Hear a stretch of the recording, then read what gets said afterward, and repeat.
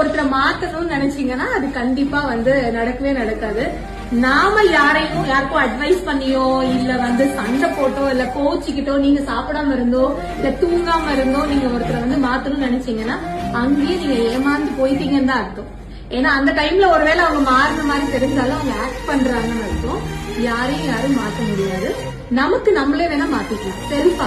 அது ஹஸ்பண்டா இருக்கட்டும், ஒய்ஃபா இருக்கட்டும், யாரா வேணாலும் இருக்கட்டும். இதனால இந்த கேரக்டர்னால என் ஃபேமிலி பாதிக்கப்படுது, இந்த கேரக்டர்னால என்னோட சந்தோஷம் கெடுது, என்னை சுத்தி இருக்கிறவங்க நிம்மதியா இல்ல அப்படின்னு நமக்கு தோணும் போது நம்ம ஒரு கட்டத்துல சேஞ்ச் ஆகும் பாத்தீங்களா, அது பெர்மனன்ட். அது என்னைக்குமே திருப்பி மாறவே மாறாது. அதனால ஒருத்தரையுமே சுயமாவே சிந்திச்சு முடிவெடுக்க விட்டுறணும். நீங்க ஸ்பேஸ் கொடுத்துருங்க.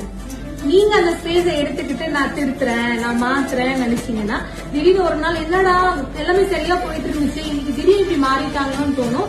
அவங்க மாறவே இல்லை, அவங்க அப்படியே இல்லையா, நீங்க மாறிட்டாங்கன்னு நினைச்சிட்டு இருக்கீங்க, அவங்க ஆக்ட் பண்ணிட்டு இருக்காங்க, மாறல. ஓகேவா? அதனால உங்க லைஃப சந்தோஷமா கொண்டு போங்க. நீங்க யாரையும் கஷ்டப்படுத்தாம இருங்க. உங்களால யாராவது கஷ்டப்படுறாங்கன்னா நீங்க மாறி ட்ரை பண்ணுங்க.